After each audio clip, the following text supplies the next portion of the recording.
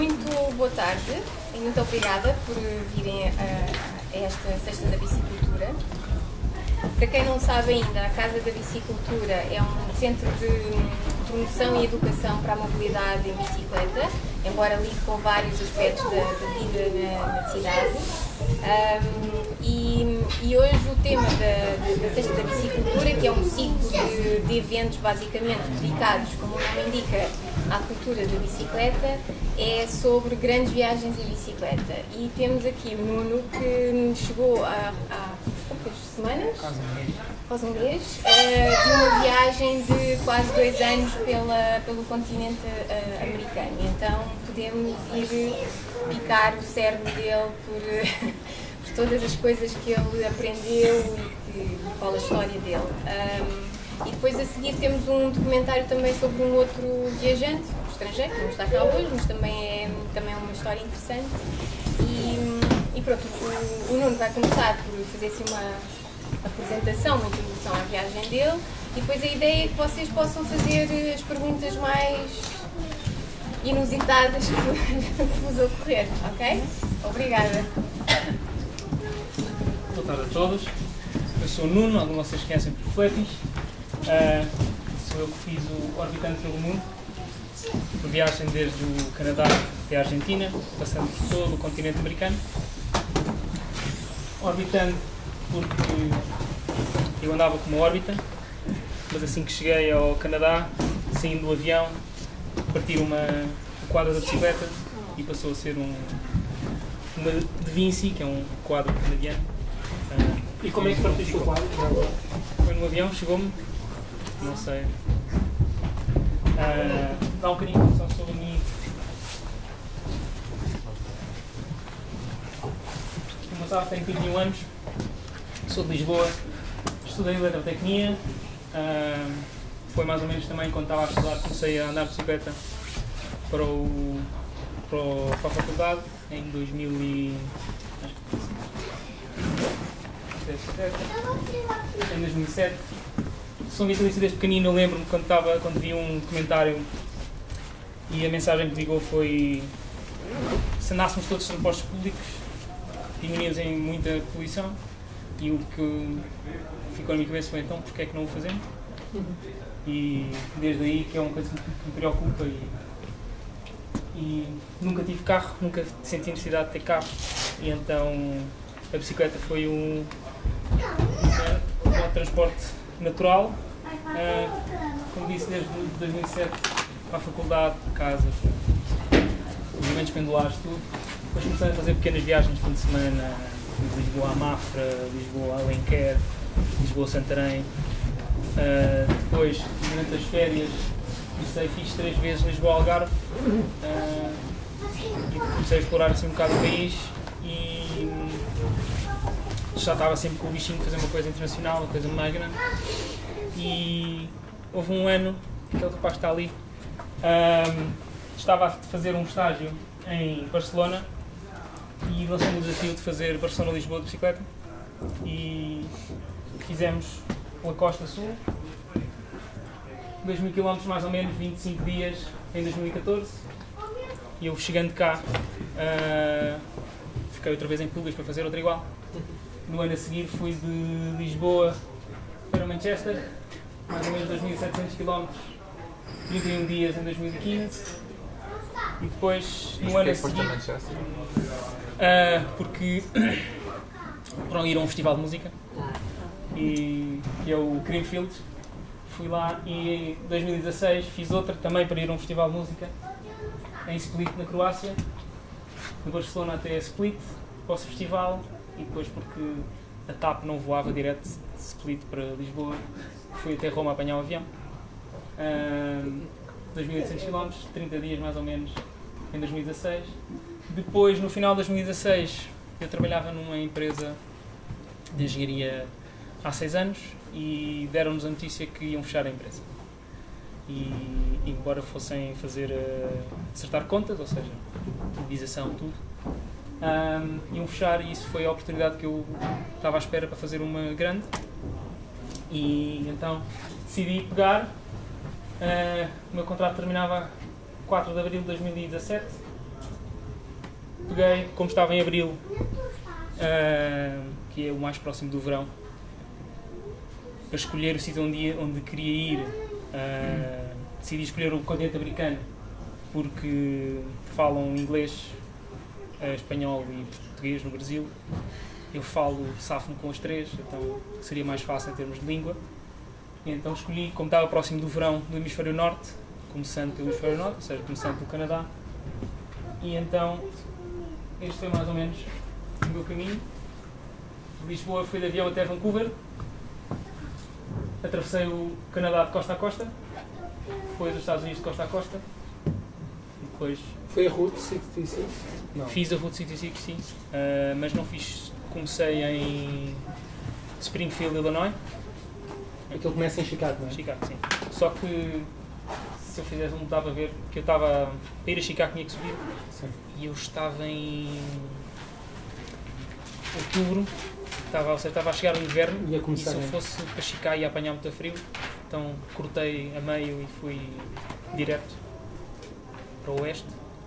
E ainda apanhei bastante frio, mas assim apanhei menos. Mas fiz a Route 66 até ao final, até Santa Mónica, e depois entrando no México, toda a América Central, dei bastante voltas no México, e depois todo o lado do Pacífico, mais ou menos, da América do Sul, até chegar a Ushuaia, que é a cidade mais a sul do mundo, e de lá voltei para Lisboa. E a entrada no México foi assim... Nada, já estava o Trump. Estavas nervoso? Não, foi... Tanto entrar nos Estados Unidos, foi dos países mais fáceis de entrar. Eu cheguei de barco, e disseram-me: tens 90 dias, nem mais nem menos, não podes ir para o Canadá e voltar para aumentar os dias, nem podes ir para o México nem voltar para aumentar os dias, tens 90 dias. E não te esqueças, a imigração tem memória muito longa, por isso não faças porcaria, que a gente vai. Lembra-se quando tentas entrar outra vez. Eu fiz tudo, estava com algum medo que não conseguisse atravessar tudo em 3 meses, mas consegui e saí tudo nos conformes. A única coisa foi, eles dão-te um papel quando entras, que é suposto entregar à saída, não havia ninguém para entregar à saída. Por isso entrar no México foi fácil, nem sem problemas nenhum. Também não foi... Aquela fronteira ali um bocado... Eu não tive mesmo problema nenhum. O máximo que tive foi na Nicarágua, estavam em protestos civis e tinham alguma instabilidade política. A única coisa é que eles fazem na hora um background check. Podes pedir antes, mas eu não sabia, e então eles fazem na hora, então isso demora um bocadinho mais tempo, mas foi o que demorou mais tempo. Foi isso. O resto foi sempre pacífico entrar nos países. Bicicleta é... Eles... Sim, sei. Olha, vou atravessar a bicicleta. Estás com uma bicicleta carregada ao teu lado, é fácil de dizer: ok, eu vou passar, não estou a tentar enganar ninguém, é isto que eu vou fazer. Conseguem ver os carimbos que já tens que passar por. E mostras o blog, eles chegam... Nem foi preciso chegar a isso, porque a Pan-Americana é uma rota que muitos ciclistas fazem. E normalmente começa-se do Alasca e faz aquela costa. E faz tudo que é Pan-Americana, é a maior estrada do mundo, só tem um intervalo entre o Panamá e a Colômbia de 90 km, de resto é sempre a andar até lá abaixo. Só que eu pensei que, como o problema do visto nos Estados Unidos, que começam os 90 dias como dentro dos Estados Unidos, e isto para o Canadá não altera os números de dia, e achei que também aquele bocadinho de Canadá era um desperdício do Canadá, que é um país bastante grande, então resolvi atravessar. Tinha 6 meses no Canadá, podia estar 6 meses, os Estados Unidos eram só 3, fazer isto assim e depois segui quase a Pan-Americana toda até lá abaixo, depois desse pedaço. Bom, este é o que eu tenho da apresentação, por isso, agora, perguntas que queiram fazer, estão à vontade. Então, onde é que passaste o inverno? De que zona a que zona? Foram 2 invernos ou são? Deixa eu pensar, não. Foi um inverno. Uma coisa que tu notas é que os invernos deixam de ser tão. Não é daqui a aqui que tens inverno. Na América Central tens a época das chuvas, que vai desde julho ou junho até ao final do ano, acho que é. Ou seja, em que eles chamam isso inverno. Eles estão no hemisfério norte. Por isso, não é bem o que a gente está habituado. Por isso depende muito de onde está. Os trópicos e não sei o quê. Como eu estava a dizer, eu passei o verão, o primeiro verão foi o Canadá, depois o outono foi nos Estados Unidos, depois estava no inverno no México, Que é Mas- tal de chuvas e... Sim, não foi muito forte. Ou seja, não tive frio. Apanhei mais frio nos Estados Unidos. O máximo que apanhei foi, ao mínimo, vá, menos 9 graus no Grand Canyon. E muito calor no Canadá, não. Não. Também é norte. Depois, Mais calor na América Central. A América Central como é muito úmido, selva e não sei o depois quê. apanhaste a seguir ao inverno, apanhaste ali o calor. Sim. Eu estive na época das chuvas no centro, na América Central, mas a época das chuvas é basicamente à tarde, às 4 da tarde, começa a chover torrencialmente. Durante 2 horas ali. Sim, até para aí às 3 da manhã, assim. E depois não chove, ou seja, desde que uma pessoa começa cedo, começa o dia cedo e às 4 da tarde a gente não se afastar, está bom. Mas depois é chato, porque é mesmo torrencialmente durante a noite. Se não Faz arranjas um bom rios, abrigo, mostrando, se não arranjas um bom abrigo, é mais chato. E eu acho que depois não passei por nenhum inverno mais, ou seja, depois troquei de hemisfério e estive sempre na. Depois aquilo lá para o Brasil vai sempre calor. Sim, eu não passei no Brasil, mas sim, aquilo depois trocando o inverno cá. Eu acabei no verão da Argentina. Ou seja, mesmo a terminar. E não tinhas plano de ir ao Brasil, não? Tinha a ideia de depois continuar para cima, ou seja, fazer o lado do Pacífico a descer e depois subir para o lado Atlântico, mas já estava Cansado. demasiado tempo e já estava. O budget também. Não, esse não foi grande problema, mas era mesmo já. Confesso que os ventos da Patagónia derrotaram-me um bocado. Aquilo havia dias em que eu só conseguia fazer 30 km. Contra o vento, ali uma A saca. gente de lado e eu estou a andar com a bicicleta e está a ser complicado. A melhor maneira de identificar é eu estava a fazer e estava lá durante 2 horas. Depois percebi que me tinha esquecido de uma coisa. E então tive de voltar para trás. E essas 2 horas que eu fiz o mesmo pedaço em 20 minutos. Porque tinha o vento a favor. Yeah. E depois a seguir. Depois a seguir já não conseguia voltar. O vento aumentou e eu já não conseguia voltar. E era tudo plano? E era tudo plano. Coitados dos holandeses. Mas o vento é muito desgastante. Eu ouvi histórias do pessoal a falar sobre o vento da Patagónia, dizer, pá, achei que tinha que levantar às 2 da manhã, que era quando o vento estava mais fraco, que era para conseguirmos andar. E vocês estão a exagerar, isso é mentira, eu não sei, eu acho que vocês estão a exagerar. Depois não, era mesmo verdade, fiquei mesmo... Já dizia, vou ter que me levantar às 2 da manhã, isto eu não estava à espera disto. Mas pronto, lá... Mas foi 2 dias, depois parou um dia, depois 2 dias outra vez, foi assim... E é sempre na mesma direção o vento? Ou Ah, às vezes está de não, norte a depende sul? também. A maior parte dele estava... Por exemplo, houve um dia que eu fiz 120 km em 4 horas. Porque estava com o vento a favor, eu ia dar uma média de 40 por hora. Yeah. E foi um espetáculo. Só que depois, chegando mais a sul, passou a vir de sul o vento. Não era sempre da mesma... Mas o pior era lateral, não é? Sim. Porque... Tu vais arranjando equilíbrio e depois passa um caminhão Exatamente. e desequilibra tudo. Sim, o problema é esse, não tens a... E eu não confiava de todo nos condutores argentinos, por isso não queria estar a... Foi sempre estrada. Sim, sempre que podia. Os pneus eram estes, não estava muito preparado para off-road, para condições de montanha.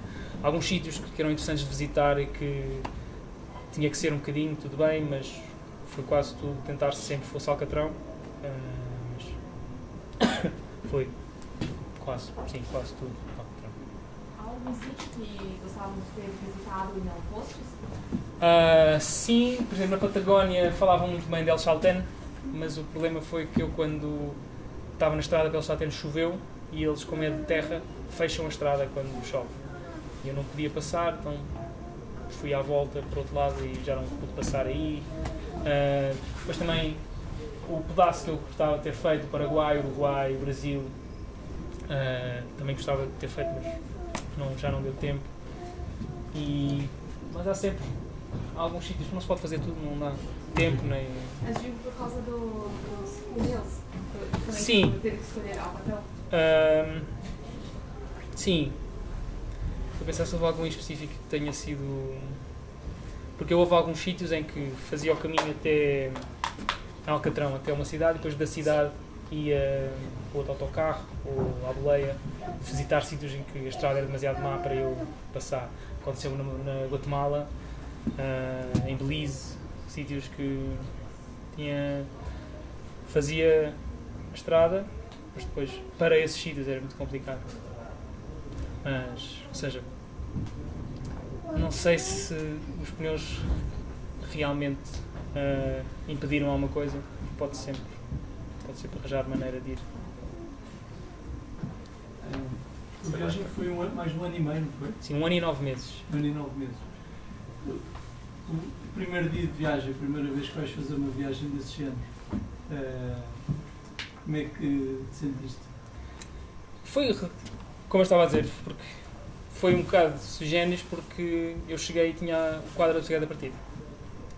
E logo aí foi... Sozinho, Bicicleta partida. A bicicleta partida foi mesmo... Então... Mas foi... Ok, tenho que conseguir fazer isto. Peguei e ainda por cima, como eu cheguei numa sexta-feira, e então o serviço ao cliente... Isso acabou por dominar o teu primeiro dia. Exatamente. Seja, eu cheguei bastante tarde. Aquela coisa de viver os momentos porque... Exatamente. Tiveste que resolver logo esse problema. É um bocado isso. Não foi mesmo chegar e ok, agora tenho que ir tratar disto. Ter as mãos à obras, não sair daqui. Porque eu estava à espera de ficar 1 ou 2 dias em Vancouver, acabei por ficar 6. Mas acho que vale a pena contar a piada que o teu blog chama-se Orbitando pelo Mundo. Sim. Porque tu tinhas uma órbita e no primeiro dia a órbita. Exatamente. Pois, e eu ainda tentei, mas tudo o que pudesse vir da órbita demorava pelo menos 2 semanas e não sei como é que funcionaria em termos de alfândega e todas essas coisas, então consegui arranjar este logo no dia a seguir, que era o mais parecido que eu conseguia arranjar. Em alguma loja? Ou... Sim, foi... eu fui... As peças, ou seja, tive que trocar o quadro e acabei por trocar a forqueta também. Fui uma loja, mas depois, como é o início do verão, todas as lojas na cidade estavam cheias em termos de trabalho 2 ou 3 semanas. Então encontrei uma oficina comunitária, como cá, por exemplo, a Silva Oficina, e levei o quadro e com a ajuda deles fiz eu a mudança da bicicleta de um quadro para o outro. Porque senão, só passado 2 semanas é que eu tinha a bicicleta pronta. Assim, demorei 2 dias a fazê-la eu, fartei-me de aprender coisas que depois também me ajudaram para a viagem. E reparando coisas. Mas responsabilizaram-se? Sim. Isso é uma diferença em termos de atenção ao cliente da América do Norte. Eu cheguei numa sexta-feira à noite, por isso durante o fim de semana não consegui falar com eles, estão fechados. Finalmente, segunda-feira tentei falar com eles, mas eu estava de um lado do Canadá, eles estavam do outro lado do Canadá, então tinham os fusos horários trocados, não consegui falar com eles outra vez. Terça-feira falei com eles e eles, olha, não conhecemos nenhuma oficina em Vancouver, mas se você, olha, eu já comecei a fazer as coisas, não podia dar à vossa espera. Então pronto, mando-nos os recibos e a gente paga. Aconteceu-me também nos Estados Unidos, houve uma senhora que me tocou nos alforjes. Eu, como tenho o espelho, consegui vê-la a vir e desviei-me. Ela saiu do carro, pediu-me desculpa. Nesse momento ligou ao seguro, o seguro ligou para mim. Nesse momento ela assumiu culpa e pagaram tudo o que eu tinha sem problema nenhum. Uma diferença em termos de atenção ao cliente entre a América do Norte e cá. Cá eu tive uma vez na TAP, partiram-me um espelho e mais não sei o quê, que é 30 € de dano, não quiseram saber. Não fizeram nada. Estes senhores pagaram 400 € de dano sem pedir justificações nem nada. Basta só que as faturas. Por isso. Esse toque estragou muita coisa? Não, foi só mesmo o alforje. Os alforjes. O suporte aí. Não, foi mesmo. Eu consegui desviar-me, ela tocou-me só mesmo no alforje, o alforje esquerdo. Ficou com dano, o saco de cima também. Mas foi. Eu, como eu consegui ver o espelho. Ela tinha distraído? Então, estava sol na tromba da senhora e ela tinha um case cá lá nos Estados Unidos que eles chamam-lhe o Tully, porque é uma pick-up, mas em vez de ter só uma roda atrás tem 2, ou seja, aumenta o rabo da pick-up, e ela era do marido, não estava habituada a conduzir o carro, menos foi o que ela me disse, né? E pronto, foi assim. Não sei se tu... Este ano e meio foi sempre a não, foi com Couchsurfing, Warm Showers, não conheces, um sistema de troca de hospitalidade. Também fiquei às vezes em algum hostel, hospedagens assim no meio do nada, mas tudo tentando o mais económico. Fiquei com bombeiros, com proteção civil, Cruz Vermelha e igrejas. Mas isto foi planeado antes ou era pelo caminho? Não, caminho. A única coisa que eu tinha planeado foi o Canadá e acabei por não ligar nada, porque para entrar, ou seja, tens que dizer na fronteira, tens que dizer que vou fazer isto, vou fazer este caminho, porque o Canadá foi o país mais difícil porque eu não tenho lá a bicicleta para mostrar, olha, vou fazer isto de bicicleta, e eles, ok, onde é que está a bicicleta? Mostra-me todo, é o teu plano. Ter que explicar tudo, e foi o único que eu planeei e acabei por não seguir o plano, porque quando estando no terreno, as coisas não eram como eu estava à espera, então. Mas alguma vez chegou a acampar? Não, sim, o Fernando acabar, sim. Não foi perigoso? Não, eu no Canadá nunca fiz campismo selvagem porque tinha medo dos ursos. E então eu cheguei a ter encontrado 3 ursos e por isso não fiz. Mesmo eles dizem que o urso pode haver em todo o território canadiano, então eu não todo. Embora só os encontrei num sítio, mas então não fiz campismo selvagem, fazia sempre nos sítios oficiais que tinham os cacifes para urso e todo esse tipo de coisas. Então os cacifes para urso? É cacifes para pôr a comida em que o urso não consegue abrir. Também é para o urso. Sim, anti-urso, o cacife anti-urso. Não vais pôr lá um urso dentro, não. Já que os ursos iam lá para qualquer coisa, para guardar. Não, eles sabiam, então iam lá. Para não incomodar. Mas, ou seja, mas acampei sempre. Embora acampar no Canadá é caro, porque eles vendem à parcela, não vendem à pessoa. Ou seja, vais com 8 pessoas, vais com uma pessoa, pagas o mesmo. Mas foi sempre assim. Nos Estados Unidos também. Eu acampei todo lado. Nos Estados Unidos já não tinha a questão dos ursos. Mas não há ursos na América, no centro? Só que não no sítio onde eu passei. Ou seja, os ursos estão mais ou menos na zona oeste, no Canadá é nas montanhas rochosas e mais a norte. Eu no oeste já estava na parte do deserto, que já não havia ursos. E é tranquilo, não há outros perigos, cobras? Senhoras, acontecia as pick-ups dos maridos? Certo. Não, eu também tive, mas as cobras, neste não te metas num sítio em que não vejas o chão, relva alta ou erva alta, não sei o que eu.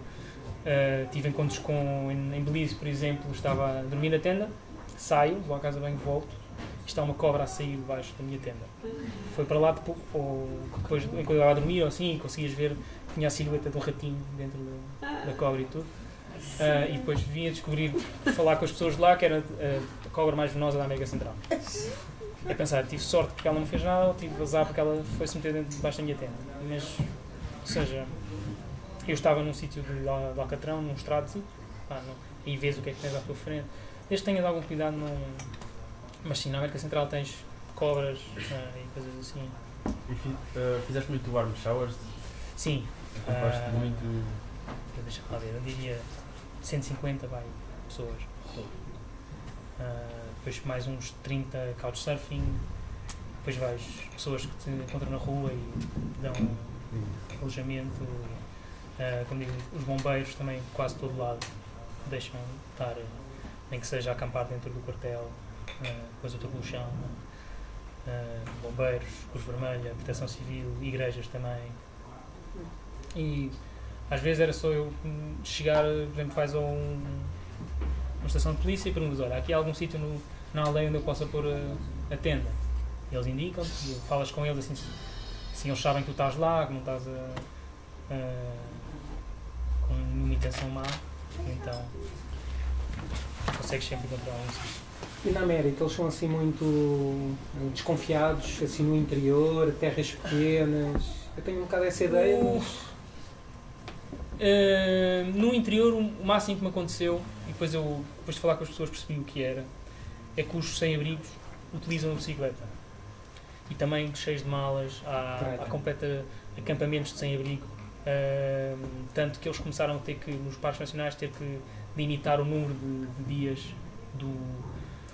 que há um tipo de acampamento especial que é para caminhantes e bicicletas, que é mais barato, que é mais pequenino, a 14 dias, porque havia sem-abrigos que passavam lá. E aí havia pessoas que achavam que eu era sem-abrigo, que estava ali a tentar fazer alguma coisa. mas isso aconteceu uma ou duas vezes. Foi em Missouri, de resto. Eu costumo dizer que as pessoas que vêm ter contigo, que te vêm abordar, normalmente são pessoas que estão interessadas, que não têm más intenções. E então as pessoas que tu conheces são pessoas sempre simpáticas, quase sempre. Por isso nunca tive assim nenhum rastro de racismo, nem de xenofobia, nada assim, nem na América, nem quase lá nenhum. Sim, desculpa. Desculpa, já acabaste? Não, sim.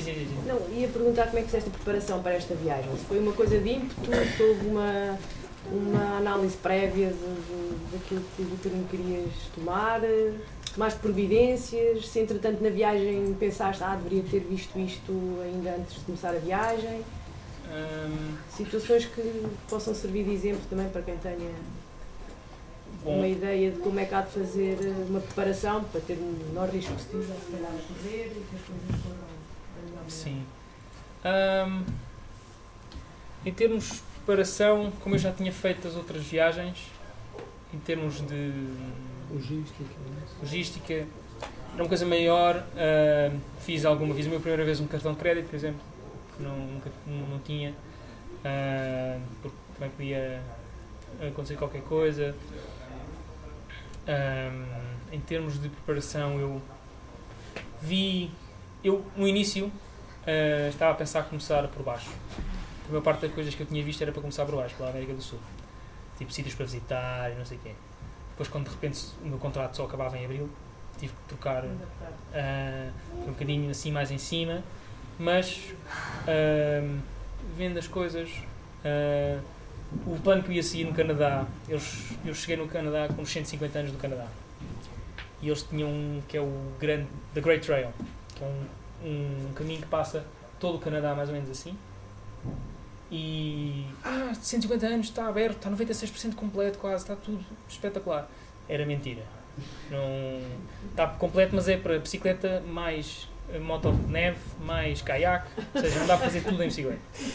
E então eu amei, tive que trocar de outro caminho, mas para o Canadá foi essa a questão que eu tive.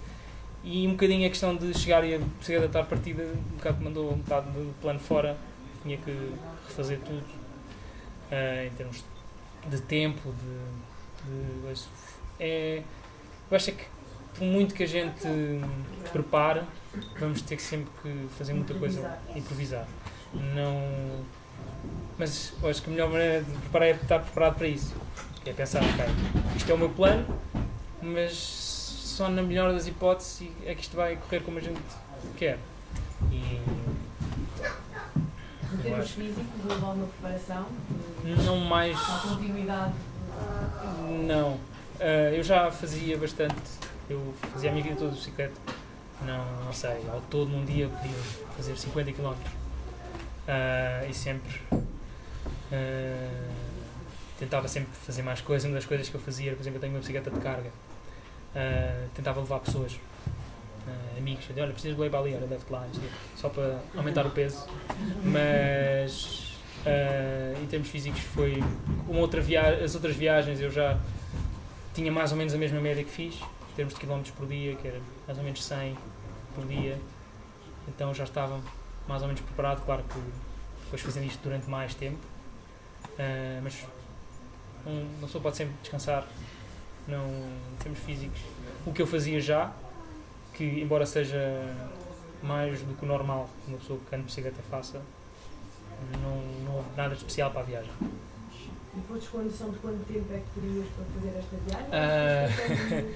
Eu quando comecei estava a pensar 6 meses, 1 ano. Mas um ano não podia ser, porque começando no verão em cima, com 1 ano não chegas ao verão lá em baixo. Chegas no inverno. E lá abaixo é bastante frio no inverno, então tinha que ser ou 6 meses ou 1 ano e meio para chegar no verão. E com o tempo que eu demorei, tinha que ser pelo menos 1 ano e meio. Mas sim, quando comecei, eu não tinha um limite de tempo, ou seja, não tinha nada que me impedisse fazer mais ou menos, mas o plano inicial era 6 meses, 1 ano, claro. Depois que ser. Em termos financeiros? Ias-te não, rascando nos sítios onde estavas? Não, Foi tudo à base de poupança, como eu disse, eles pagaram a indenização, eu não tinha responsabilidades na casa, mulher, fiz nada, e andar de bicicleta não custa muito. Isso é barato. Exato. Os países mais caros foram o Canadá e os Estados Unidos, que, sei lá, 40 euros por dia, talvez. Nos outros que ia ser mais ou menos 20 para a comida, 20 para o alojamento, mais ou menos assim. Mas se eu tivesse perdido, por exemplo, o medo dos ursos no resto do Canadá, tinha feito mais acabamento porque conseguia baixar esse valor, mesma coisa nos Estados Unidos. Depois desses mais tempo que a logística dos couchsurfers. Sim, e embora isso eu conseguia safar-me bem. Isso nunca foi grande problema. A questão era de, aqui não há sítio onde eu possa, não quero estar aqui ao relento e não sei o quê. Também sozinho é mais arriscado. Sim, não é? então, mas depois chegando, por exemplo, ao México, baixou para 20 euros por dia, mas 10 de comida e os 10 de alojamento nem gastava quase nunca. Portanto, no México sim, era bombeiros, campismo ao relento, eles eram todos, deixavam-te sempre entrar, então gastavas muito menos. Então, não é... Mas eu conheço pessoas que fazem, muita gente faz tipo gigangas e vende pulseiras e coisas assim, mas eu nunca tive essa necessidade. Pedalaste todos os dias ou de vez em quando parava? Não, de vez em quando parava para visitar assim as cidades, as coisas que eu quisesse visitar, parava para... No início, o país em que eu pedalei mais seguido foi os Estados Unidos, porque tinha medo de não conseguir os 3 meses, e depois arrependi-me, porque havia sítios que eu gostava de ter visto, mas era... Acho que a média devia ser pedalar 5 dias, descansar no fim de semana, como uma semana, pedalar os 5 dias como um trabalho. 5 dias e descansar no fim de semana para visitar os sítios. E o visitar era 2, 3 dias no máximo. O máximo que eu estive em algum sítio foi Medellín, Colômbia, porque estava à espera de umas peças para a bicicleta. Porque senão também já tinha ido. Por isso foi mais ou menos assim. Visitas um bocado rápidas, mas senão eu estava sempre a pensar que estava a perder verão. Ou seja, se acontecer, depois chega lá e está demasiado frio, depois não consegues passar. Depois, então estava um bocadinho sempre com aquela de passar à próxima. E deste percurso todo, quais foram as partes que gostaste mais, o porquê, e as partes que gostaste menos e porquê? Podes começar pelas que gostaste menos. Gostei menos. Talvez o Panamá foi um bocadinho aborrecido, porque eu fiz a Pan-Americana, que é uma bruta autoestrada, que é muito bom para pedalar, porque tem uma berma gigante, tem paragens de autocarro que podes abrigar, é espetáculo, só que não tens nada para ver. E tem muito tráfego? É como digo, como tens uma berma bastante grande, nem te preocupa. Não, mas o ruído, a passar em casa? Não, sério, não... Estava... Estavas com... tu estavas sempre a ouvir música? Não? Sim, também. Mas... Mala de spinning. Mas... O cenário. Chamava essa aqui. O cenário para ver os filmes. Não dá para ver as coisas. Mas... Panamá, sim. A Bolívia... O salário do Uni na Bolívia é espetacular, é como estiveres no outro planeta. Mas eles lá sentem muito aquela cena do és turista, podes pagar mais. Que é, chegas a um mercado, o gajo à tua frente é local, pelo mesmo dinheiro leva o dobro de coisas que tu levas. Tem a taxa de turistas. Também não gostei, coisas que me marcaram pela negativa. Sítios que eu gostei mais. O sítio que eu gostei mais de pedalar foi a Península de Baja Califórnia, no México. Porque é a partir lá de uma cidade, aquilo é um deserto e não tens mesmo. Tens uma estrada alcatroada, mas não tens quase tráfego nenhum. E estás isolado, mas não estás isolado, estás demasiado isolado. Ou seja, 35 e 35 km mais ou menos consegues encontrar um sítio onde podes buscar água, comida, mas estás mesmo assim, estás isolado o suficiente para estar sozinho. À noite vias as estrelas de topo, era espetacular. Aí acampei também, fiz campismo ao relento, tudo, e gostei bastante. Tens subidas, tens vi baleias no mar, depois lá embaixo nadei com tubarões-baleia, soltei tartaruguinhas na praia. Baja California foi o que eu gostei mais.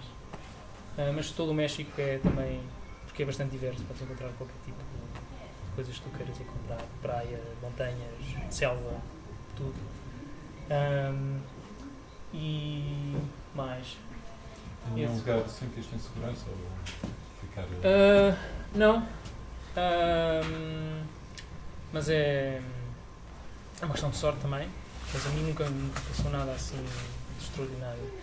O máximo que me passou foi, eu estava numa aldeola no Peru e sim, mas a hospedagem onde eu estava assim meio em construção. E assim às 5 da manhã começa a ouvir barulho fora da minha janela. E achei que era construção, estavam ali a fazer qualquer coisa. E eu continuava cada vez mais perto. O que é que se passa? Levanta-me e está uma pessoa a entrar pela janela. Eu agarrei, o que é que estás a fazer? Ei, desculpa, enganei-me, desculpa, enganei-me. E, ok. E ele diz-me, eu sou gay. E eu, porquê é que estás no meu quarto? Ei, desculpa, enganei-me. E vai-se embora. Isso foi o máximo que me aconteceu.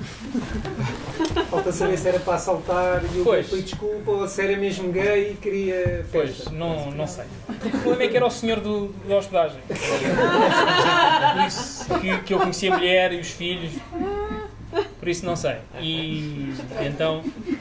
Mas isso pronto, foi o pior que me aconteceu. Não tive roubos, não me roubaram nada, nem a mim, nem as coisas, por exemplo, que estavam na tenda ou assim. Nunca tive, nem nunca senti. As pessoas, por exemplo, avisavam no México. Pá, tu vais passar por território narco, mas tu vais ver que aqueles policiais não querem saber. Vão achar piada, até podem vir falar contigo, estás a passar isto, cadê é que viste? E podem estar com um trailer na mão, mas eles não querem saber de ti. Estás só a passar de cigarro. Só tens que estar à vontade, é que está um gajo com uma metralhadora a falar contigo. Não, mas a mim não me aconteceu nada disso. Eu tive no México também, eles têm muitos conflitos com os indígenas e há estradas em que eles fazem cortes de estrada e pedem dinheiro, tipo portagem para passar. A mim o que me passou foram crianças que partiam e depois tentavam vender roçados. Nada também, nunca. Ou seja, eu acho que tive sorte, mas foi tudo tranquilo, sem problema. Quanto é que gastaste no final, só para ter foi... com os voos e com as reparações e o quadro e a praia toda? O quadro não, pronto, foi estar a tudo. Mas eu diria que 10 mil euros. Tudo em 1 ano e 9 meses, 10 mil euros. Mais ou menos.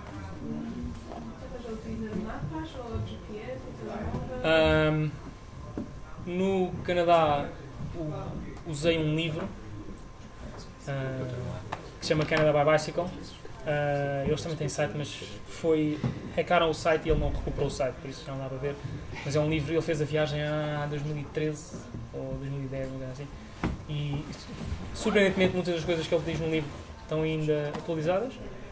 Para os Estados Unidos há uma associação que é o Adventure Cycling, que mapeia rotas em bicicleta. E eu saquei o mapa também pedi em papel o mapa da Route 66, eles têm. E depois daí foi tudo GPS. GPS ou telefone? Sim, telefone, sim, foi no telefone. Eu uso o Osmand, que dá para sacar os mapas para o teu telemóvel, offline. Não tinhas número americano? Não, isso eu fazia. Cada um dos países que valesse a pena, ou seja, que eu ficasse mais do que X tempo. No Canadá comprei um cartão. Tem internet e tudo mais? Sim. No Canadá comprei, nos Estados Unidos comprei, no México comprei. Depois comprei um para a América Central toda. Depois Colômbia, Equador não comprei, só fiquei 20 dias. Peru comprei. Pronto, quando valesse a pena eu fazia para estar contactável e para conseguir fazer as coisas. Tinhas algum tipo de carregador solar? Tinha um carregador solar aqui atrás, em cima das malas, que era de 11 watts. Eu carregava com isso um powerbank de 10 mil e um dia inteiro, ou seja, 8 horas a pedalar ao sol, dava metade, mais ou menos, do powerbank. E também um dínamo, eu tinha um sistema para carregar coisas do dínamo, uso para as luzes, mas na altura podia também, se eu quisesse carregar o telemóvel, usava para carregar o iPod que estava dentro das colunas para a música. Tu tinhas colunas? Sim, isso é uma... Espera aí. Ias sempre a ouvir música. Sim, mas por acaso na Colômbia o iPod estragou-se. Ou seja... E as músicas, ias atualizando ou estavas sempre ali na mesma? Sim, eu ouvia podcasts e as colunas eram assim, que se punham aqui no guiador e eu ouvia música assim, porque não gosto de ter fones. Pois, isso é incrível. A coluna também precisa de bateria. Pilhas recarregáveis, eu usava recarregáveis, 2 pilhas e isso tinha que ser tinha que carregar a corrente. Então, não tem potência o painel. Não. E então, mas pronto, era isso em termos de energia, era isso, era o dínamo e o painel. Mas confesso que usei muito pouco, porque é raro não estares próximo de alguma fonte de energia. Ou seja, mesmo com as baterias, eu tinha 3, uma delas já era chinesa, deixou de funcionar, mas as outras 2 funcionavam, eram mais ou menos 2 de 10, e com isso consegui estar 5 dias com o telemóvel, usá-lo e não sei o quê. Por isso nunca precisei de usar as coisas. Usei uma vez no Canadá, que lembro-me, e no Peru também, mas mais que isso era raro. Conseguiu-se, seja tudo, ou seja, bicicleta mais carga para cima de 50. Ou seja, o avião é 20 kg da bicicleta e 20 kg de alforjes, mas no avião não tens comida, não tens água, não tens essas coisas, depois acrescentam, eu estou a dizer 10, e é mais ou menos assim. Só bicicleta? 20 kg a bicicleta, carga 30 mais ou menos. 20 kg com os cadeados? Sim, tudo. Isto aqui, está agora aqui. Alguma vez sentiste fome, tiveste dificuldade em arranjar comida, sentiste fraco para pedalar, para chegar ao bicicleta? Única vez, eu levava sempre bastante latas de emergência. O suficiente para comer um dia inteiro de latas. E o único dia em que cheguei à última foi na Patagónia por causa do vento, que eu estava... faltava-me, tinha um saco de arroz, uma lata de atum e era isso. Mas eu sabia que havia um sítio onde eu podia parar, pelo menos para descansar, e aí perguntei à pessoa se me arranjava comida e ela, eu não consigo dar comida, ou seja, para tu levares, mas se quiseres podes almoçar com o pessoal e jantar com o pessoal e ficamos assim. Depois deram um bocado de pão e já deu para chegar, no dia a seguir não estava vento, deu para chegar à próxima cidade. Mas foi eu no Canadá, houve alturas em que tens acampamentos, tens tudo, mas é muito self-service. Não há infraestrutura. Tens sítio para acampar, tens água, tens os cacifos para anti-ursos, mas não há ninguém lá a pedir-te o dinheiro, tu dá a base, metes um envelope com o dinheiro, tudo assim. E esse sítio também foi aí que eu arranjei o número de latas suficiente para um dia. Houve alturas também isto não chega, próxima vez tem que cobrar mais. Chega. E depois foi só no início e no fim. De resto consegui sempre encontrar qualquer coisa. O que é que ias comer? Era muito cozinhado, era massa com carne, nada assim muito elaborado. Depois, quando estava na América Central, estava um bocado farto de massa, passei a comer arroz. Só porque o arroz compra só quilo e tens de carregar, não vais comer 1 quilo todo. Então, e a massa tens pacotes de 200 gramas que serve para uma refeição. Mas pronto, depois lá, ok, estou farto de massa, agora vou comer arroz. Depois cheguei ao Peru, em todos os sítios onde vais comer, eles dão-te com arroz, tudo o que é que seja vem com arroz, fiquei outra vez farto de arroz. Mas sempre com uma carne qualquer. Depois... A América é muito fast food e isso, em termos de supermercado, não é? Mas acaba por haver também frescos. Sim, nunca tive assim problema em encontrar. Legumes, como é que é? Chuva? Como é que é a nível de legumes vegetais? Eu não sou grande fã, ou seja, eu como, mas não era uma coisa que eu andava sempre à procura. como digo, carne, fruta, isso sim, procurava e comia, legumes. É ver os meus colegas de brigada todos a comer abacate, que era uma cena. Toda a gente comia abacate. E eu assim, ok, está bem, é bom, mas quer dizer, não sou louco por isto. Por isso não é uma cena. Mas, por exemplo, frutas. Encontrei frutas que eu nunca tinha visto na vida.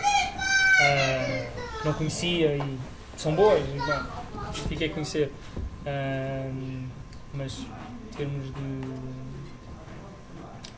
Mas qualquer vilazito tem um mercadozito, ou mesmo que não tenha. Quando não tem, consegues os legumes enlatados. Mas, como eu digo, eu não era uma coisa que eu procurasse muito. Mas também para completar isso, era arroz e carne, depois o iogurte e granola para o pequeno almoço, não sei uma coisa, e depois sempre. No início era pão, depois levava sempre manteiga de amendoim, que é uma boa fonte de proteína que dura muito tempo, e um bocado de doce só para dar sabor. Nutella, mel, coisas assim. Depois na América Central descobri as tortilhas, que é tipo pão, mas ocupa muito menos espaço. Então passei a levar sempre tortilhas comigo. O doce e a manteiga de amendoim. Depois as latas era ou tentava refeições, arroz com qualquer coisa, não sei o quê, ou feijão com qualquer coisa. Depois na América do Sul passou a ser mais difícil, então tinha que ser mesmo feijão, grão, sem nada, não tinham refeições em lata. Basicamente era a minha dieta, era mais ou menos assim. Algumas alterações, mas o que eu encontrava era mais ou menos isto. No caso disso, caminho? Sim, mas eram sempre assim coisas muito febre, não sei o quê, 2 ou 3 dias e estava pronto para continuar. Acho que nunca me passou nada com a água, se aconteceu foi uma vez, mas houve outras coisas que aconteceram ao mesmo tempo que podem estar relacionadas, mas não sei, ao todo, umas 6 ou 7 vezes talvez que tenha tido que parar e tomar uns Benurons e umas coisas assim, paracetamol e tal, mas de resto nada. Mas bebias água da torneira? Perguntava sempre. Ou seja, esta água pode-se beber, não pode beber. Às vezes era, eu bebo todos os dias. Outras vezes não, tens que ferver. A única coisa que eu comprei mesmo foi na América Central, que estava demasiado calor e eu só conseguia sobreviver se fosse com água fresca. E aí tinha que comprar. Mas foi a única altura em que eu comprava mesmo água. De resto tentava sempre que fosse. Eu levava as pastilhas para purificar, levava um filtro, uma palhinha filtro, mas nunca senti necessidade de usar, nunca tive num sítio remoto o suficiente para precisar da água purificada ou assim. Vós quase sempre sozinho? Sim, às vezes encontrava outros ciclistas que depois me acompanhavam. Logo no início tive uma semana com um holandês, depois houve um dos home showers no Canadá. Eu estive lá em julho e ele todos os invernos ia pedalar, fazia uma viagem, acho que o ano passado até tinha ido fazer o caminho de Santiago e eu disse, olha, se quiseres, podes vir, vais ter comigo e fazemos aí o teu inverno aqui. Ok, bora. Foi ter comigo ao México, fizemos a cidade do México até Belize, foram 2 meses. Antes disso tive um mês na Barra Califórnia, também conheci outros ciclistas, estive com eles. Do final de Barra, a cidade do México, Guadalajara, também tive um ciclista durante um mês. Ia conhecendo. Porque ajuda também na motivação. Sim, vais trocando histórias e houve sítios que eu nunca tinha ido ver se não tivesse conhecido essas pessoas. Não, isto aqui é que é giro, isto aqui é giro e aquilo também é giro. Não, ok, está bem, pode ser, vamos lá. Aliás, eu em Barra Califórnia, que é no meu início do México, conheci um rapaz mexicano e ele deu-nos basicamente um trajeto para visitar todo o México e eu segui tudo. Encontrei coisas, eu gostei bastante do México, foi o país onde tive mais tempo, tive 4 meses lá, o visto era de 6 e se não tivesse conhecido, o primeiro Natal que eu passei fora foi no México e estávamos 30 ciclistas na mesma casa.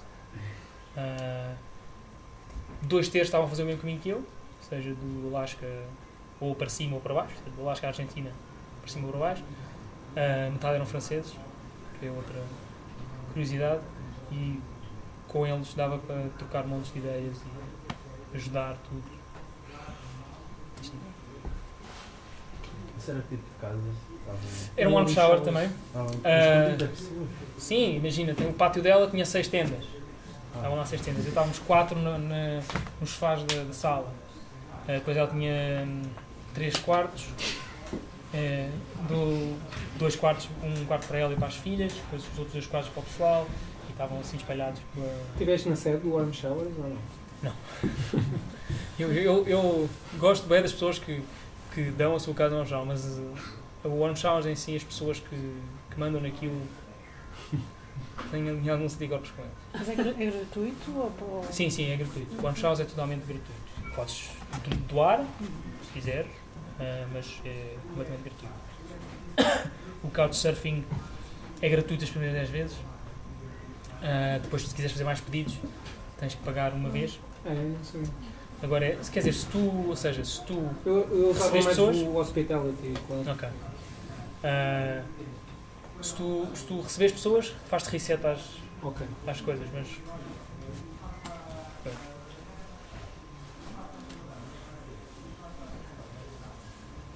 Agora, uma questão. Qual é que era o teu quadro da órbita? Isto foi o segundo quadro que se me partiu da órbita. Estoril. Mas eu quando a comprei, eu acho que era o da Expo. Então é das novas já? Eu quando a comprei, o modelo que eu comprei, em 2010, era o século XXI. Depois, quando eu parti a primeira vez, já não havia esse. E acho que havia uma outra da órbita que era a Expo. E foi esse quadro que veio. E elas partiram-se? Partiram as 2 vezes, partiram aqui. Do que eu percebi falando com mecânicos a primeira vez, eu ando muito em pé. E como andar a pé com este tipo de guiador, tu estás sempre a torcer o quadro ali naquele sítio, poderá ser por causa disso. Mas no avião, ela não foi totalmente desmontada. O avião, eles não precisavam que fosse uma caixa, bastava ir num saco de plástico. Eu fui no saco de plástico, só que eles também põem um saco de plástico. Puseram, e ela quando me chegou, o saco de plástico fora estava rasgado. O que eu acho que aconteceu foi, um dos sacos ficou preso nos tapetes e puxou a bicicleta, mas... E se calhar empalou, não é? Fez ali uma torção com uma mala. Sim, então... mas pronto. Como era alumínio, soldar não era uma opção. Eles podiam tentar, mas eles tinham isso vai partir outra vez. Portanto que, se vocês virem, esta bicicleta agora está sem a bagageira da frente, a bagageira da frente era de alumínio e eu partia, soldei-a 7 vezes e depois deixei, porque soldar alumínio é muito complicado. É de alumínio esta bicicleta? O quadro é, agora a bagageira é aço e a forqueta é de carbono. A forqueta troquei porque nós não estávamos a conseguir pôr a minha forqueta antiga. Estávamos a ver porquê, então comprámos uma nova. Como a linha aérea pagou, sem problema. Mas ou seja, alumínio. Este quadro tem supostamente garantia vitalícia, mas no Canadá.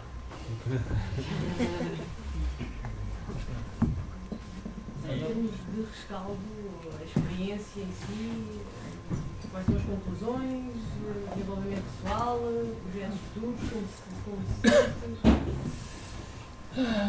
Isso é difícil de...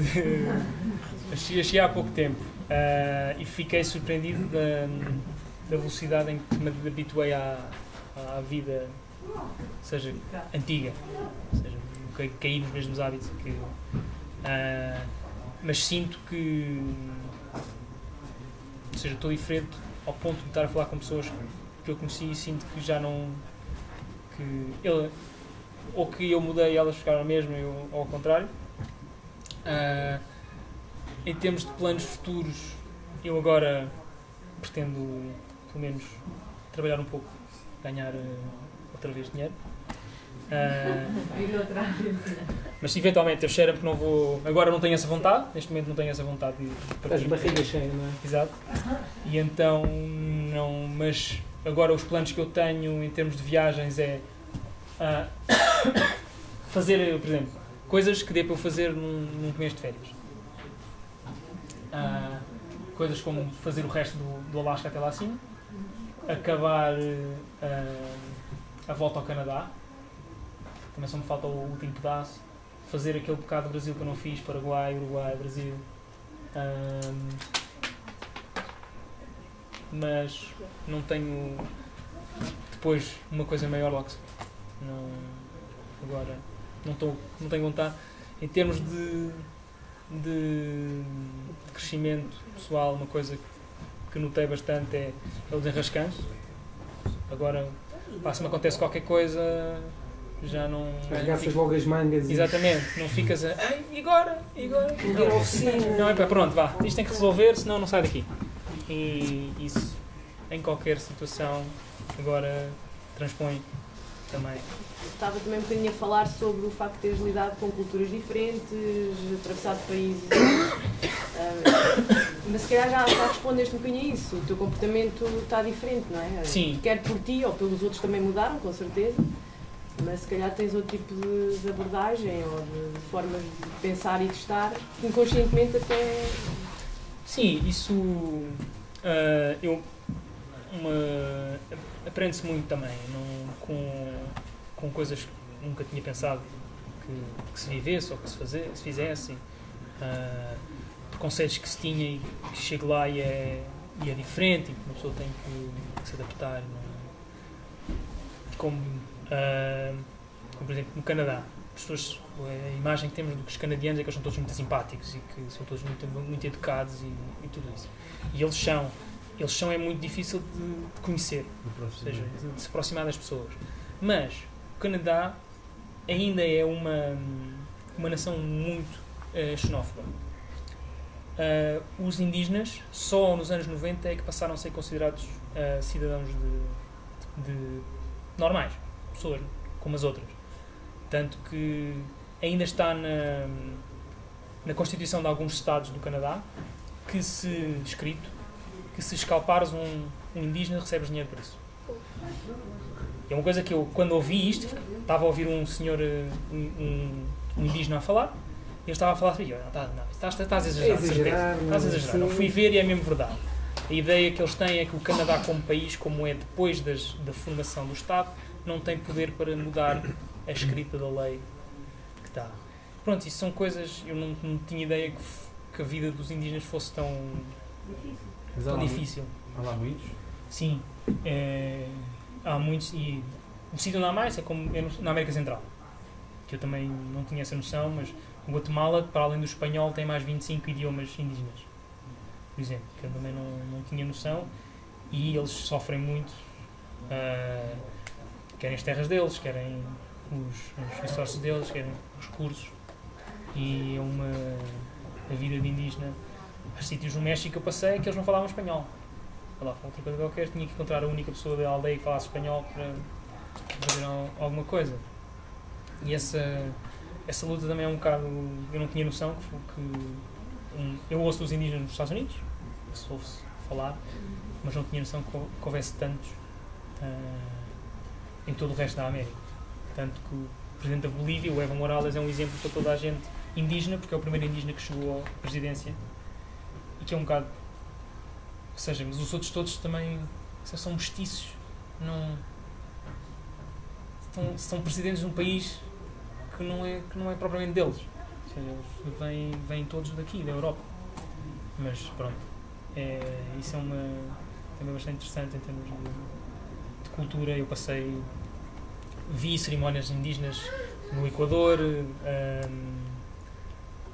passei noites com o pessoal indígena no Peru e tudo isso, e é realmente a luta deles, como às vezes cidadãos de segunda, fica-se um bocado sentido com aquilo, embora tu não possas fazer muita coisa, que és um turista que ali está, mas pronto, ficas menos já sei que aquilo existe e que tenho mais consciência das coisas. Mas... Na América do Sul passaste em muitas terras assim muito pobres? Sim. Especial no Peru. A gente costuma dizer que no Peru eles não têm telhados porque quase não chove em alguns sítios. Não precisam, então não estão em telhado, então as terras não. Depois há outra coisa que é as casas, tem lá um sistema de impostos que é só começa a pagar impostos quando terminas a casa, então eles não terminam a casa.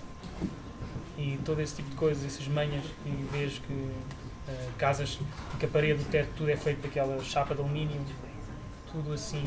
Eu tive.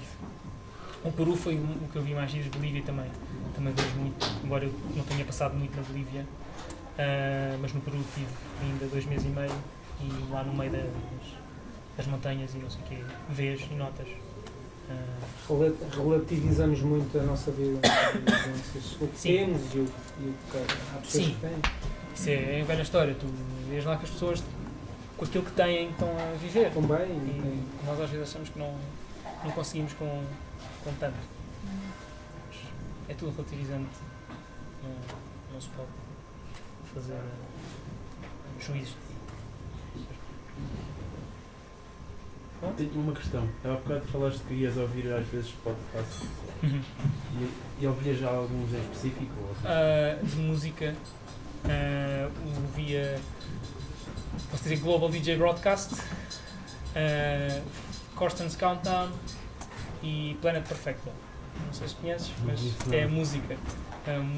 São DJs conhecidos aqui. E tem música? Era quase só música, embora tivesse às vezes entrevistas, mas era quase só música. Não... Mas ouvias isso através da internet? Não, punha-os no leitor e depois lia do leitor, ou seja, tinha que encontrar um sítio onde conseguisse sacar tudo, mas já tinha de anos para trás para conseguir. Eu pedalando que é 8 horas por dia, tinhas que ter 8 horas de podcasts que, em termos de entrevistas, não sei o que, eu, do português, a única coisa que eu acompanhava era o Governo Sombra da TSF e os truques da imprensa portuguesa no Facebook. Depois acompanhava o John Oliver, Last Week Tonight do John Oliver, e o Adam Ruins Everything. Eram as coisas que eu ouvia em termos de entrevistas, da Logic lá. De resto era música. Quando estava a pedalar era o que eu... Companhia. Yeah. E quando ias a pedalar, só consumias ou produzias também? Produzias textos ou pensamentos para depois escrever? Não és muito dessa onda. Pensamento, ou seja, não gravava nada. Se estava tudo aqui, não... Quando via alguma coisa interessante para fotografar, como eu tenho conta de Instagram também, fotografava, mas nada assim, não parava para vou fazer aqui um plano. Não estava com essa... Eu só tinha o telemóvel, não tinha câmera, não tinha nada assim. Cheguei a encontrar o pessoal que até drones tinha, mas... Sim. Mas foi bastante engraçado porque a primeira vez que nos mostrou o drone, estragou o drone. Depois ficou um mês à espera das peças. Mas por isso eu não... E o Hamilton, que é o rapaz canadiano que veio visitar comigo, numa das sessões que eu estava a fazer, ele levava uma câmera, estava a fazer uma tipo câmera pôr do sol ao pé de um lago, não sei o quê, e POC aquilo no lago. Por isso, eu fiquei com o telemóvel, só se estragou mesmo no final. Só tive problemas, o único problema que eu tive foi a câmera traseira, partiu-se, então as fotografias em todas embaciadas. Passei a usar só a câmera frontal, mas de resto funcionou sempre. Há sempre problemas, excepto quando cheguei ao final, já estava na Terra do Fogo, quando ele morreu. Tive sorte. E era um telemóvel normal, não era daqueles... Era um Moto G4. Não era nada de... Não, carros assim mais... Sim.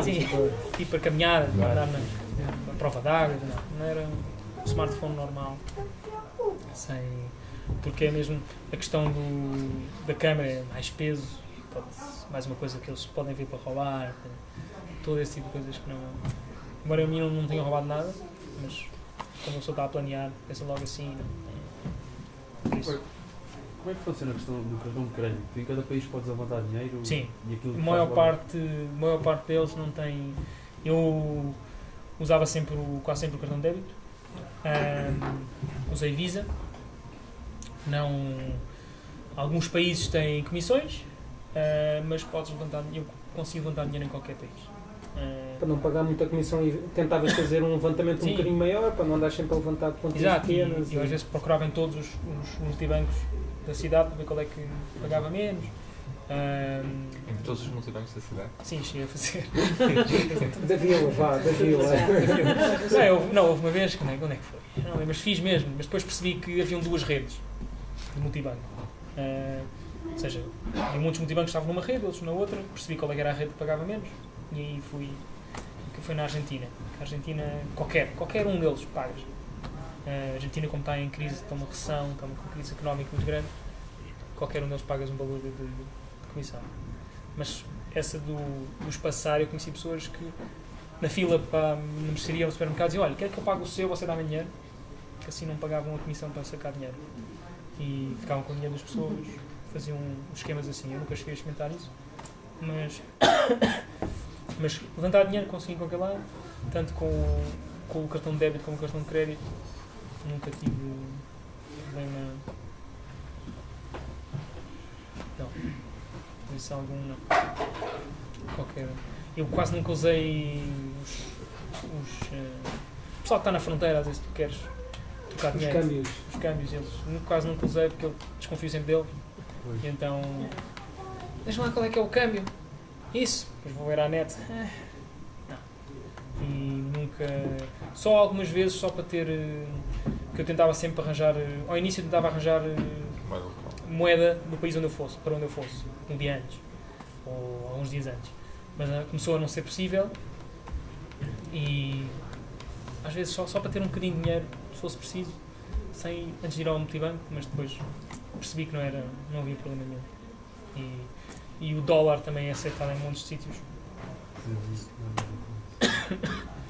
Por isso também não... O Equador é o dólar. O Equador é o dólar, o Panamá é o dólar, o El Salvador é o dólar. Em Belize aceitam os dois a um rate de 2, ou seja, 2 dólares belizenhos é $1 americano, eles aceitam qualquer um dos dois. Tem ali o dólar e há lugares em que o visto se paga em dólares. Mesmo que tenhas dinheiro deles, pagas em dólares. Por isso, tinha sempre dólares comigo também por causa disso. Porque eles aceitam dólares em outros sítios. Tinhas o dinheiro escondido em 2 ou 3 sítios? Sim, e tal? Tinha sempre a carteira comigo, no bolso. Depois tinha mais uns alforjes. Mas como eu digo, a mim nunca me... Nem assaltaram a mim, nem as minhas coisas. Eu tive sorte. Por isso também. Alguma vez aconteceu deixares a tenda montada num sítio e ires conhecer outro e voltares? Sim. Agora não... Estou a ver se me lembro. Acho que nunca fiz isso, foi tipo ao relento. Sim, ao relento, ao relento é mais... O máximo é ir sempre ao supermercado ou assim. Ao supermercado comprar qualquer coisa, aí sim, mas ao relento ir visitar, não. Sempre em sítios... Não, que às vezes esses sítios também não têm propriamente segurança que me garantisse nada, mas também nunca se me passou... Eu acho que... Nem vi assaltos assim por aí além. O máximo que vi foi uma luta de bêbados que estava a acontecer fora de um sítio mesmo e cada um deles, quando levavam de porrada, ia contra a porta onde eu estava. Ou seja, nem assaltos assim. Conheci depois histórias de outros ciclistas que foram assaltados, sítios onde eu passei, mas para mim safei.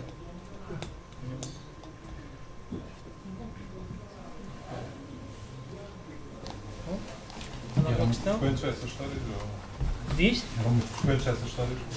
Alguns sítios sim, por exemplo, Cartagena na Colômbia, muita gente que eu conheci, incluindo aqui o Gonçalo, que já lá tinha estado, estavam sempre a avisar também, e conheci lá pessoas que também disseram que foram roubadas há 2 dias, olha, há 2 dias roubaram, não sei o quê. A mim, até conheci um senhor que não sei se me ofereceu café, uma coisa assim, mas não se passou Cartagena. Depois no México, na zona de Chiapas, que é o estado mais pobre do México, eu fiz há lá uma parte em que se vai pelo meio do território indígena porque há uma ruína maia lá, muito bem conservada. A gente foi lá visitar, também nos avisavam, não sei o quê, que é a questão dos trancos dos bloqueios de estrada, porque eles, se for a sério, eles metem tábuas com pregos para o carro não passar e pedem dinheiro e não passas sem dar dinheiro.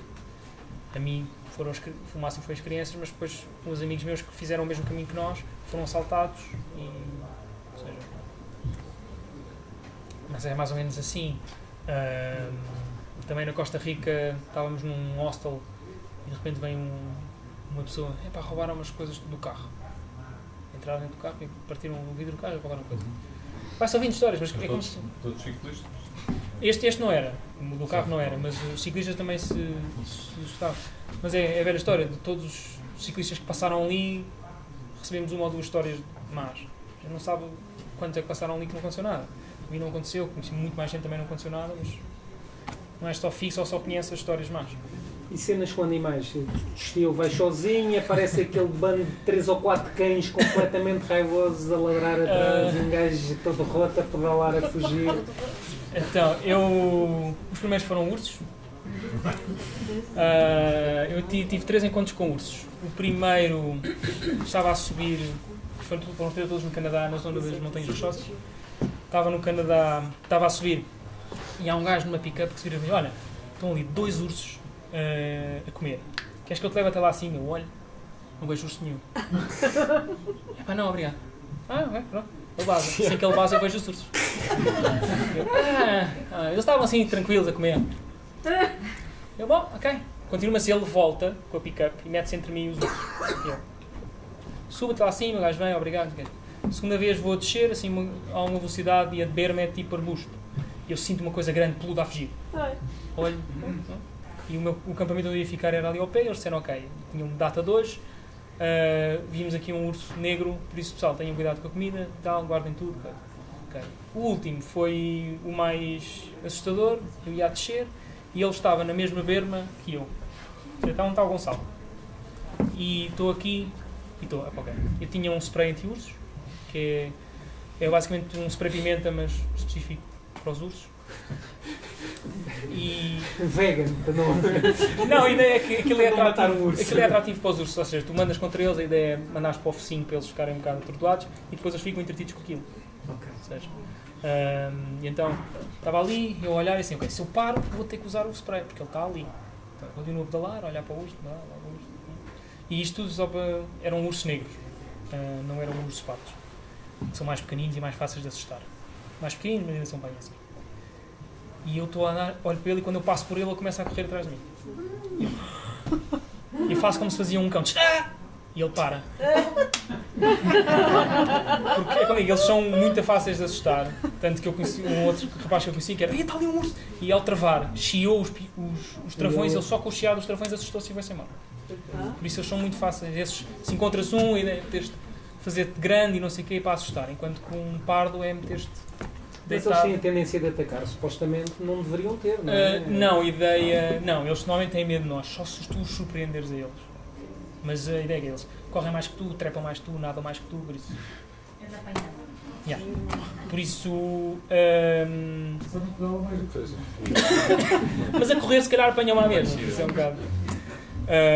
E então, ali normalmente, por exemplo, quando tu vais fazer caminhadas, eles dizem sempre o Bilal. Normalmente ou metes o pessoal mete um guizo grande na mochila e quando andas faz barulho e eles ouvem e vão-se afastando para não serem surpreendidos, não é? E eles também andam com buzinas de ar. Eu aliás comprei uma buzina de ar, não exatamente para os ursos, porque já tinha passado não, era para os animais tipo os cães e essas coisas para tentar que eles se afastassem da bicicleta.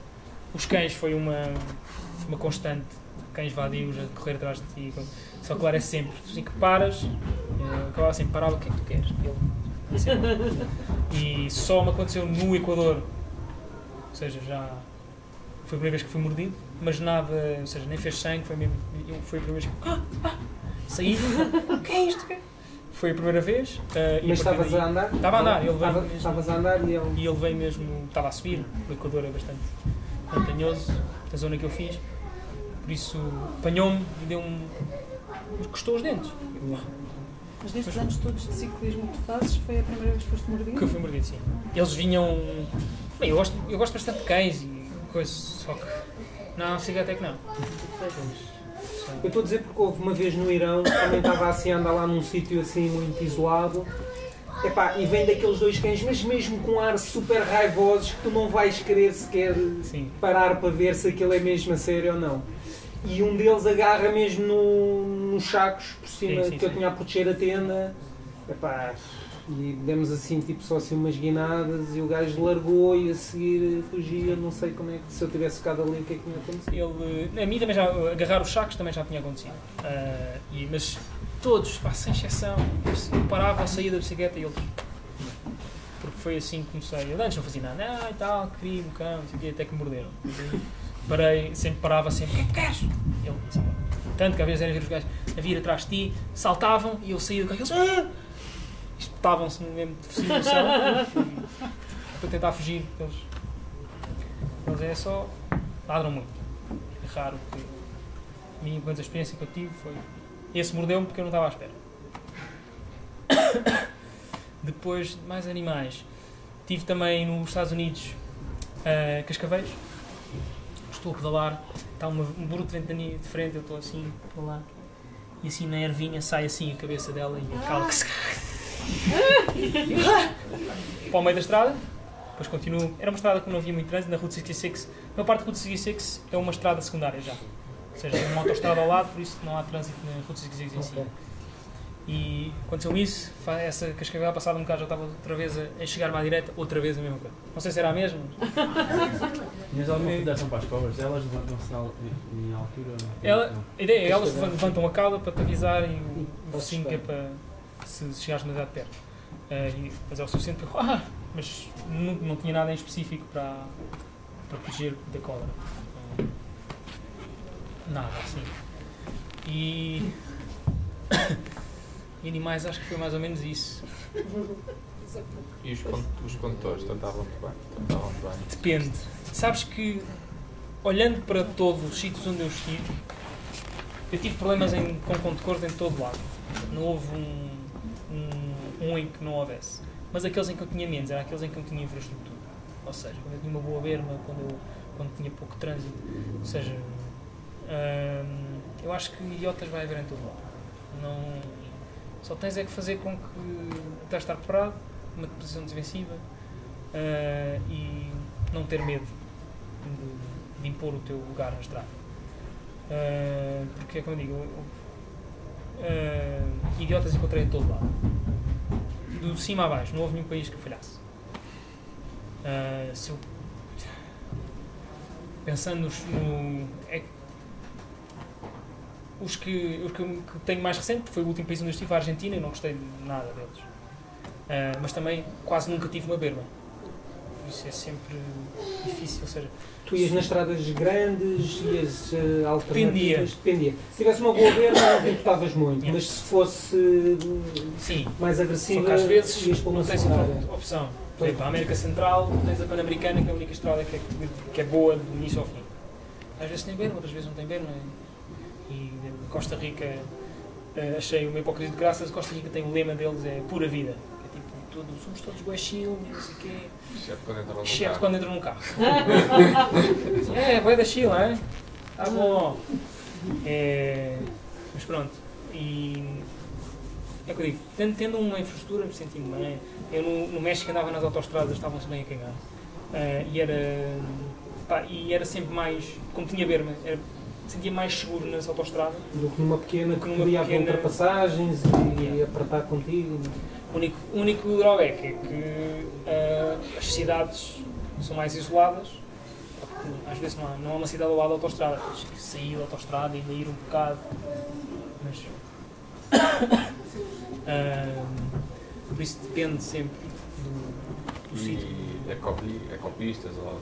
Isso, no Canadá encontrei bastante, nos Estados Unidos também eles fazem muito o Rail to Trails, que é como aqui fazem as ecovias de pistas de comboio, linhas de comboio desativadas. Eles chamam porque o comboio nos Estados Unidos e no Canadá é ou um luxo ou para carga, ou seja, é uma viagem de férias. Olha, vou fazer férias, vou atravessar o Canadá de comboio, que é caríssimo. Mas usam muito para carga. E então as veras transformam em ecovias. Nos Estados Unidos, quilómetros e quilómetros, 300 a 600 quilómetros de ecovias seguidas. E que é muito bom porque os comboios não podem subir muito, têm um declive muito alto, então para andar de bicicleta é espetacular. Mas fora isso... Nas cidades, ou quando alguma cidade que notaste que tinha uma que tinha mais infraestrutura ciclável? As cidades grandes das costas do Canadá e dos Estados Unidos, sim, são as mais cosmopolitas e mais modernas, vá. Fora disso, no resto das cidades, o México também tem muita coisa, Guadalajara, a cidade do México, também tem bastante coisas. O resto da América do Sul, talvez quando começares a chegar ao Chile e à Argentina e já encontras outra vez, mas nos países do meio é raro. Bogotá? Eu fui a Bogotá. Eu não fui, eu fiz o eixo cafeteiro e o eixo canheiro, que é Medellín, Cali, basicamente. Aqui, Bogotá está, o eixo de Bogotá está aqui e tem uma montanha no meio. Ou seja, eu não fui estar acima, mas ir a Bogotá. Então fiz só isso. Mas Medellín tem qualquer coisa, Cali também, mas não é o Chile. Quito. Desculpa? Quito, sim. Quito, mas Quito, a coisa melhor de Quito é o ciclo passeio. Que é todos os domingos em Quito, fecham. Quito é estreito, é um vale, mas tem para aí 40 km de largura, de comprimento, ao todo. Ou seja, a cidade é grande, é estreita, mas é grande. E então eles todos os domingos fecham uma estrada, do início ao fim, para bicicleta, correr. Ou seja, é um caminho só. Ou seja, é um caminho contínuo, desde uma ponta da cidade até à outra. 40 km. Fecham todos os domingos para bicicleta, motos suaves. E eu aproveitei para usar isso para sair da cidade. Para não ir pelo trânsito todo. Aquilo é o dia todo. Mas em termos de infraestrutura, excepto isso, eu não vim das ciclovias, que, como eu digo, é um vale, aquilo também é muito sobe e desce, não vi grande infraestrutura, excepto isso, que é bastante bom, mas não vi muito mais que isso. Estava a ver, por exemplo, o Peru, em Lima, e pouco mais. Não conhecem nada nenhum. Nos outros sítios onde eu estive era raro. O Chile e a Argentina há mais qualquer coisa. O Chile é o país mais europeu da América do Sul, tanto que também é o mais caro. Tanto que eu, quando entrei na Argentina para o Chile, cheguei ao supermercado, não vou ver mais. Vou voltar para a Argentina e que isto é demasiado caro. Mas... essas referências... Pois, quer dizer, eu digo que ainda bem que comecei por cima, a ser caro. Se eu passasse todo o continente a pagar o que paguei, depois chegava aos Estados Unidos e estava a pagar tipo o quadro das coisas, não sei se me aguentava. Estava habituado a não pagar quase nada e depois... Gostava mais. Sim, gostava mais. Só sugerir que façamos o intervalo, comer mais qualquer coisinha, que é para passarmos depois ao documentário. Não, com certeza pode continuar a responder a questões enquanto vai reabastecendo, ok? Obrigada. Obrigado a todos. Obrigado.